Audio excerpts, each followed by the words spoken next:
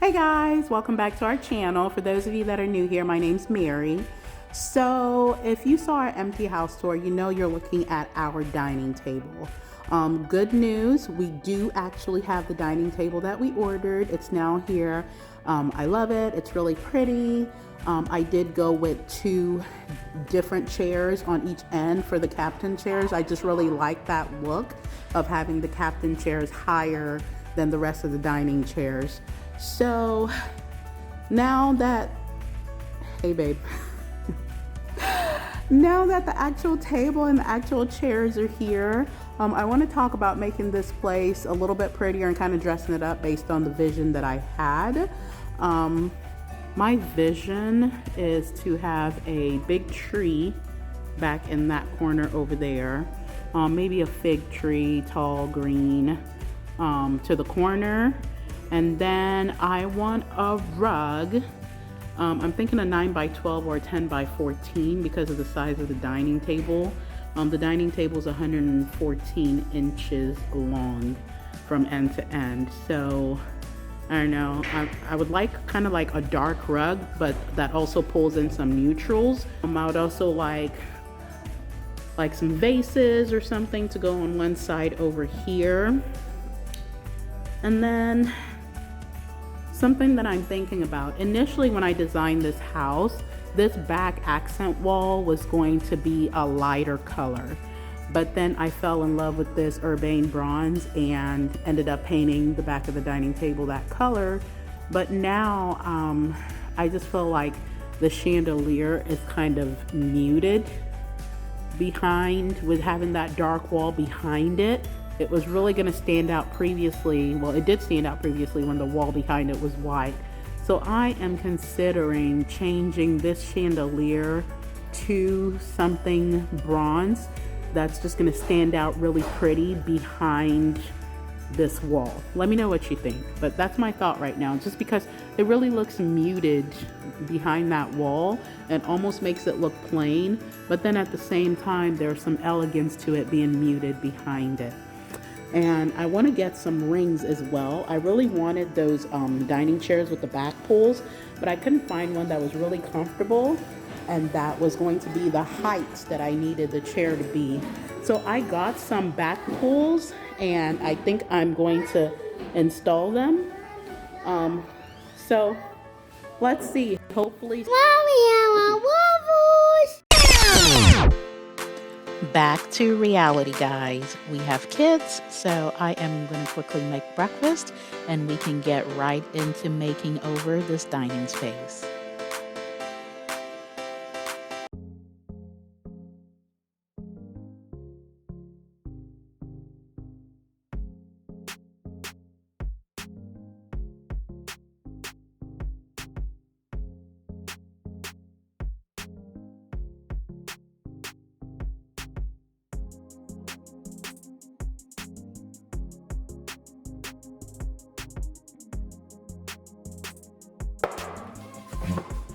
Look at the camera. Say hi, guys. Hi guys, welcome back to the channel. This is channel. We live here a lot of days. This is channel. And this is All right, we're done making breakfast and the kids are all happy. And now Dayo and I are going to get started working on moving the furniture out of the space. So the first thing we do is actually move all the chairs away from the dining table itself, and then we move the dining table out of the way. This allows me, as you know, with all Joy Famm makeover videos, I like to start with a clean space. So I came through with my big wide dry mop and I'm just sweeping out everything. And now I'm going to be filling my mop bucket and bringing that back and mopping the space and just really making sure that whole area is as clean as possible before I start to put anything down.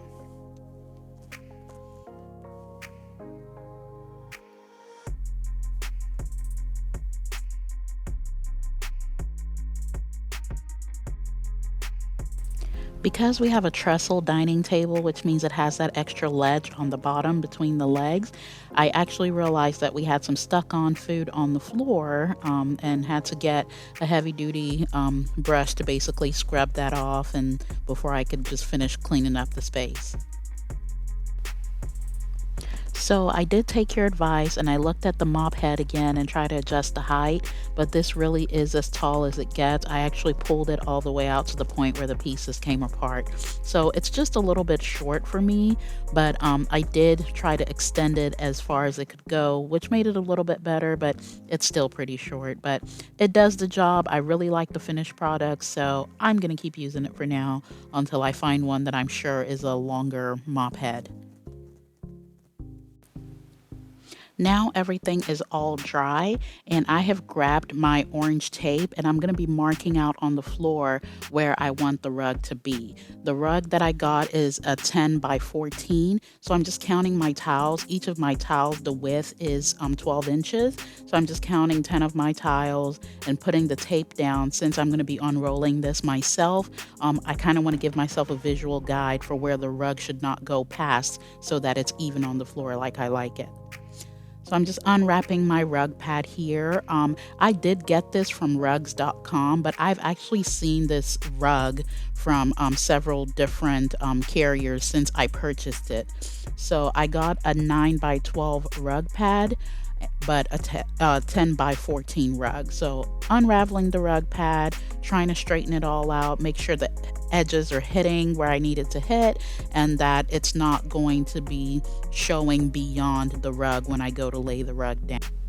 Just showing you a close-up of the rug pad. It is one of the thicker ones and it doesn't move very easily, so I feel pretty good that when I put my rug on top of this, it's going to stay in place and it's not going to move around a lot.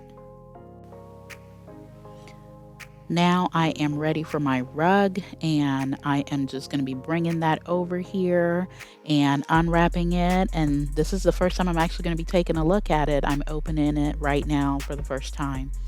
So my goal when I do rugs is just to try to lay it in the manner that the rug will be so that when I unravel the rug, I don't have to move it around so much afterwards, because if you've ever had to lay a rug down, you know it's a lot of work to try to shift the rug and shift the rug pad and all of that to make sure that it's all aligned. So I try to do that before I completely unravel the rug.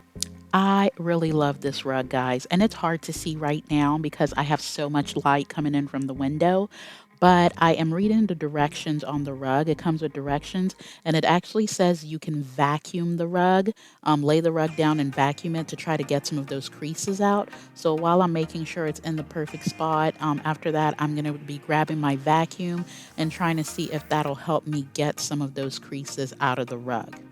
Now, spoiler alert, it didn't do very much. I don't know that I would necessarily go through the trouble of vacuuming the rug other than just to make sure the rug is super clean and getting out any excess dirt. But I don't know, when I was vacuuming it, standing there looking at it, I don't know if it got any creases out, but I would like to hear your thoughts in the comments. Guys, this is hilarious. While vacuuming the rug, I noticed that, if I went in certain patterns, that it brought out some darker colors in the rug, which I really liked, which is why I purchased the rug. I wanted the dark colors. So I started vacuuming in the same sequence. Like I would vacuum all the way down, then carry the vacuum back so that I didn't run the rug pattern and the threads in the other way. So the rug wasn't quite as smooth as I wanted it yet after vacuuming. So Dayo's actually coming through with the cover, this wooden cover thing, and he's going to lay it on the floor. He had this bright idea that he was going to kind of like run it along the rug to try to get some of those kinks out. So that's what he's going to be doing here. Now, we had no true direction with this, guys. We were just kind of making it up as we went here, trying to just get the rug as straight as possible. But he did try going in opposite directions from where the kinks were. He just kind of attacked it from different angles. And I did feel like that helped some. But with it being a new rug and it had been folded for a while, we still had some kinks for a few days after. It did, all iron out, I would say within a week.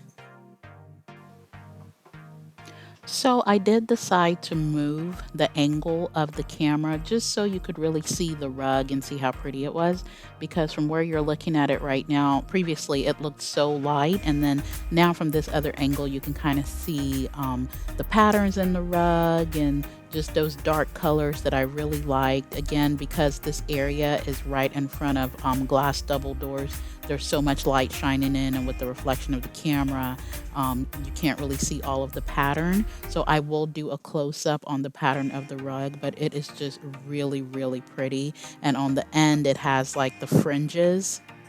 It's just so pretty.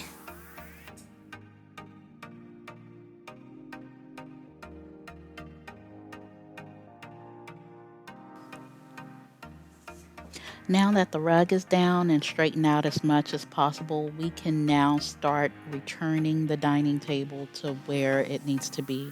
So we're just going to be taking the table back and trying as much as possible to position it centered to the double doors we have in that area, and as well as the chandelier that's above it.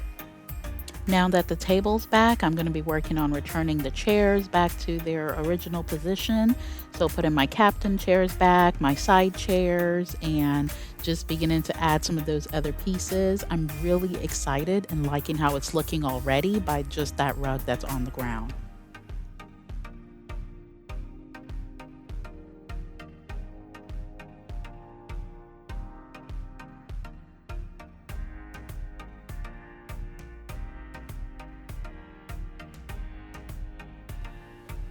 After putting the chairs back, I actually decided to grab some books and put them all along the edge of the rug just to help the edges lay down flatter.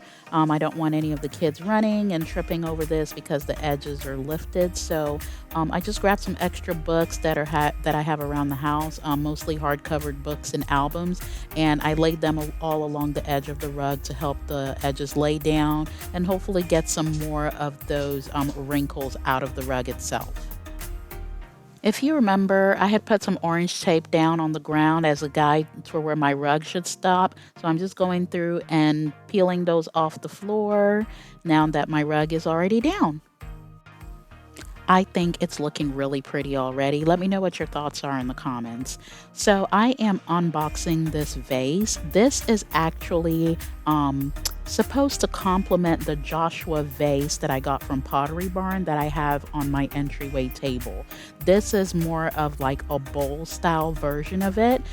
So I'm just unboxing it now and trying to see how it looks in the space, and I'm really excited. Guys, saying this vase came packaged well is an understatement. I really struggled trying to get it out of the box because it was just really packed in there to make sure it wouldn't crack. I'm actually setting all this stuffing that it came with aside because I think it's going to come in useful when I go to fill my planter and put my tree in there. But here is the vase. She is so beautiful. So like I said, it looks similar to that Joshua vase. It's black, but then it has some of that worn, textured, antique look to it. I really love this vase, guys. It was beautiful. If you're ordering this vase, I will say pay attention to the size that you're ordering because it is really large. So look at some of that texture that I was talking about. So it just really has that aged look to it that makes it look really elevated.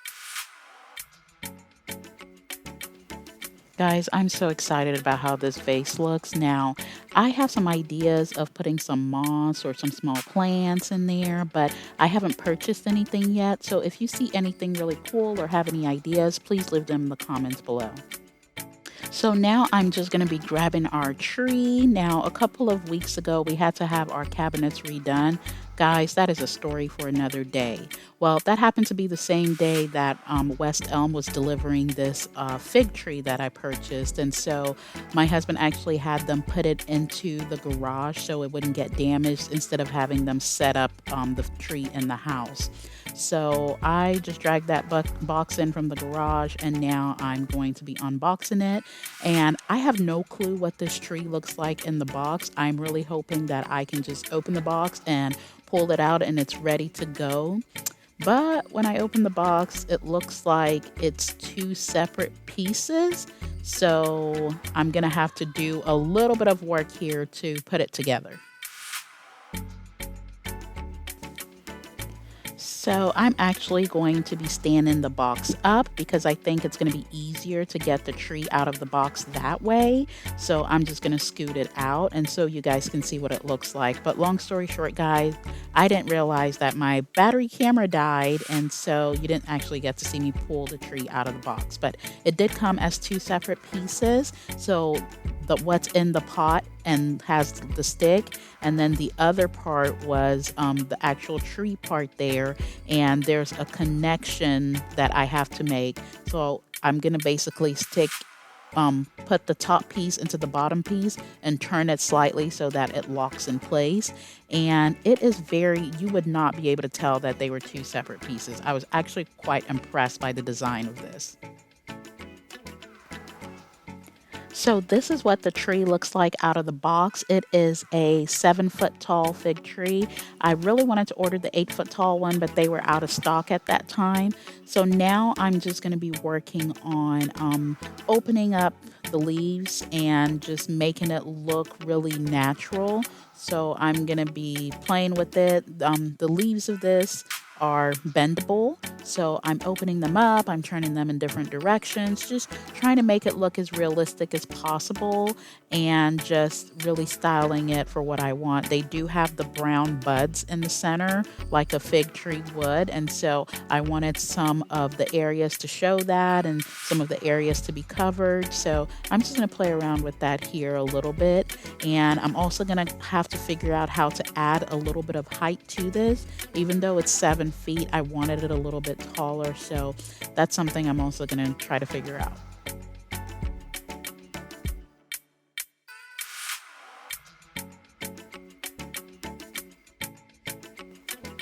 At this point, I think I'm pretty happy with the way it looks, at least for now. So I'm going to be picking this up and taking it over to my planter.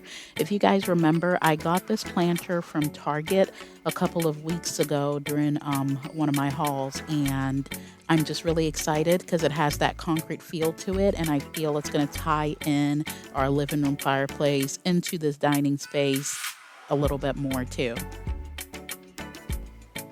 Next, I'm scooping up all of that great foam packaging that came with the tree as well as the vase, because I think that's what I'm going to end up using as the stuffing for my planter. One, to give it a little bit of height, give the tree a little bit more height, and two, also to provide some stability and fill up the space in the planter, because as you can see what the base of the tree looks like compared to the size of the planter that I'm going to put it in, there's a significant size difference.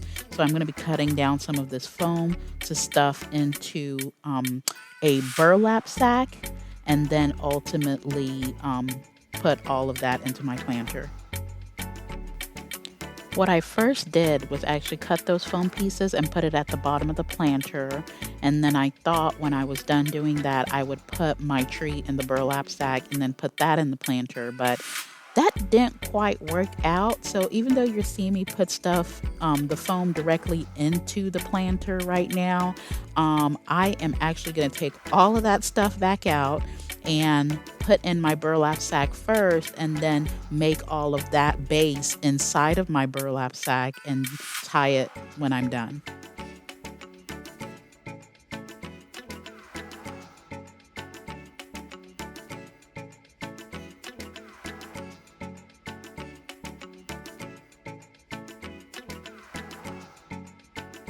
So here is where I realized that was all a bad idea. So I'm going to be taking the fig tree out of the concrete planter and take all of the stuffing out and go ahead and put my burlap sack in first, and then return all the foam into the burlap sack as the base. And really the reason for this was because if I had all of that foam there before I put the burlap sack, then some of that foam was going to be visible, which I did not want. So it was really better that all of that stuffing was inside the burlap sack along with the fig tree. You know what? When you're doing DIY, you live and you learn. And so this was really going to be the best way for me to do this. So now I am going to go back into the box and see what else I can use to kind of stabilize the plant when it's inside of that planter. So good thing I had all of these packages delivered, and I had all of this extra stuffing laying around the house because I was really able to like cut things and customize things to really fit into that planter to really stabilize the plant and fill it up and just make it look really pretty.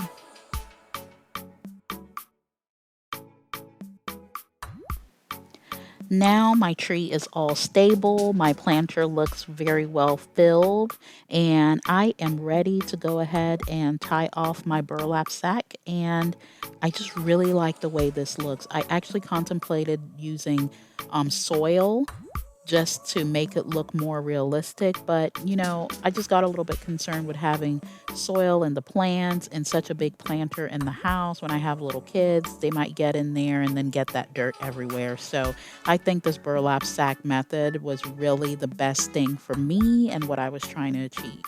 And I also like kind of the brownish color on that burlap sack because it pulls out some of the colors in the carpet, and the green of the tree also ties into some of the colors in the rug in that area as well. So really, really excited about it.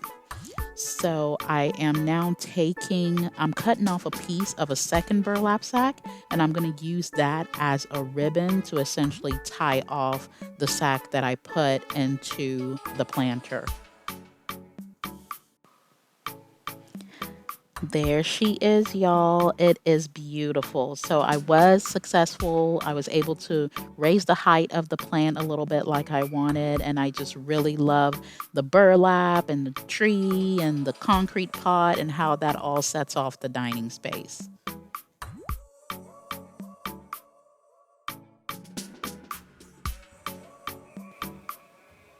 All right, guys, I think I'm finally ready to tackle these dining chairs. Remember, on my captain chairs, I was wanting it to have chair pulls or back pulls on the back of the chair, and I couldn't find any in the color of the chair that I needed and the height of the chair. So I purchased some pulls from Amazon, and I am going to be attempting to install them on the chair myself. If I completely ruin my chair, guys, I don't know what I'm going to do, but I'm really excited to take this on. So here are the pulls. I purchased them in a set of 3 or 4. When I saw them on Amazon, they do come in however many you need them. You can customize whether you just need 2, you need 3, or you need 4, however many you need. They are an aged brass color, so I'm just really excited, and they're really nice heavy weight.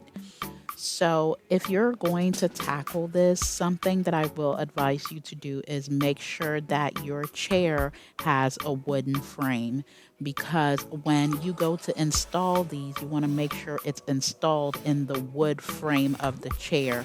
Otherwise, if you install it into some composite wood or panels, it will pull off or fall off easily, and it'll damage your chairs. So one of the first things that I'm actually going to do is take measurements of my chair to see exactly where the center is that I'm going to put it, and also feel around my chair to make sure that I am installing it in the wood frame. All right, so I'm just taking measurements to see what the distance of what my chair is, and then I'm going to find the midpoint. And I have also found where the wood frame is in my chair, and so I am going to be installing these, not necessarily where I wanted them. I would have normally wanted them maybe a little bit lower, but I'm going to actually install them closer to the top of the chair because that is where I'm sure my solid wood frame is, and I don't want these falling off or being crooked or damaging the chairs. Look at that. That looks so pretty. It really changed the look of the chair, y'all. Adds a little bit more character into it, adds a little bit more style, and it just really elevated the chair, because I bought the chair because it was really, really super comfortable. And so to be able to add an element that just makes it look elevated and more aesthetically pleasing is a big plus for me. I'm not sure if I got any footage of this or not, but when I finished installing this, I did pull on it. I tried to yank it off because knowing my kids, that's something that they're going to try to do, and it is in there, guys. So I'm really glad I made the decision to lift them up higher to make sure that I hit the studs essentially in that chair so that I wouldn't ruin the chair or ruin the material of the chair. So it is in there. I pulled and I yanked on that thing. So since I didn't ruin this chair, it is time to move on to the second captain chair and do the same thing.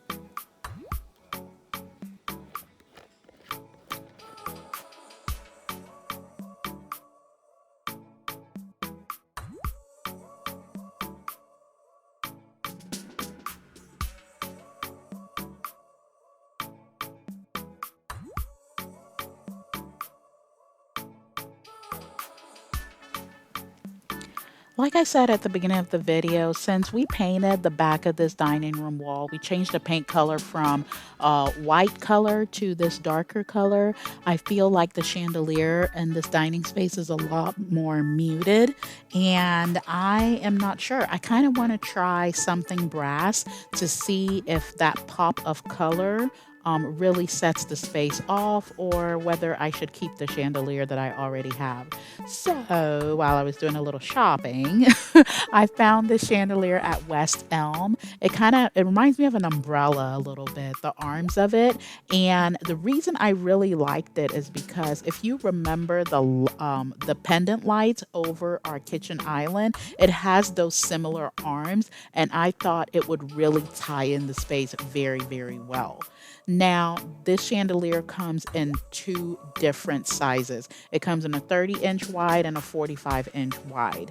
The current chandelier we have in our dining space is 40 inches wide, and it's super wide. So this time around, I thought, well, I don't want to purchase the 45 inches of this brass chandelier because it might just be too big for the space. So let me go with the 30 inches. So I did purchase the 30 inches of this chandelier from West Elm. It's brass. It looks like an umbrella. I think it's really pretty. It's really unique. It's really elevated, and it costs $299. So I was like, okay, let me try it. If I don't like it, or if it doesn't work out based on size, I could always get the bigger size or return it. So that is what we're actually going to be working on. Dayo's actually going to head outside to turn off the electricity in the garage to the space, but I did want you to see how the chandelier looks currently. This is a current chandelier we have there, and we are going to be switching it out to see what it looks like. By we, you guys know I really meant Dayo, right? Because I don't fool with heights.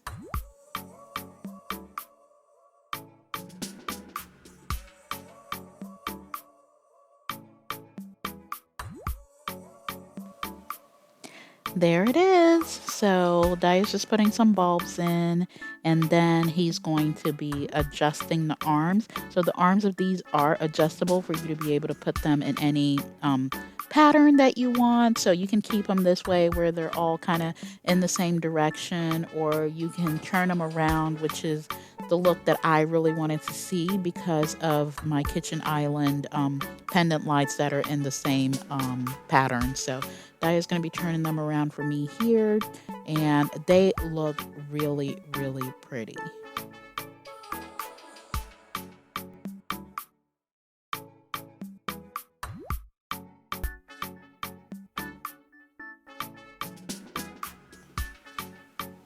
All right, guys, so if you are like me, you have been waiting to see this whole thing in perspective to the space. So here we go. So look at the pendant lights in the kitchen, and then look at that chandelier. They really do tie well together, guys. It is absolutely beautiful. And I do like the contrast against the wall. But guys, I am not going to lie to you. I immediately missed my other chandelier the moment I put this up. And then that's where I got to the point where I couldn't decide, because although this chandelier is really, really pretty, and I could return it to West Elm and get the larger 45-inch size, I really miss my actual chandelier that I picked when I was designing this home. And so Sorry, babe. We're going to have to pull the scaffold back out and switch out the chandeliers. And we actually put this both on Instagram and on YouTube for people to vote. And they were pretty neck and neck. The original chandelier that we had in the space won by just a very slim margin. So we're going to be putting that one back, guys. Sure, babe. I understand the assignment. I know the perks of being married to a designer. It's a lifelong commitment to move furniture around and rearrange some more. But I must admit, I'm loving how our house is coming together. The feeling I get from just sitting in the spaces you design is amazing. Anyways, we were going to return the chandelier, but seeing the amount of comments and likes and how many people really love the chandelier, we decided to do a giveaway. It's all packed up in the original box that we purchased from Famm, and stay tuned for the details of the giveaway. Thank you all for watching. If you find value in what we provide, do tell someone. If you want to support us, like, subscribe, and comment. Until next time, joy fam.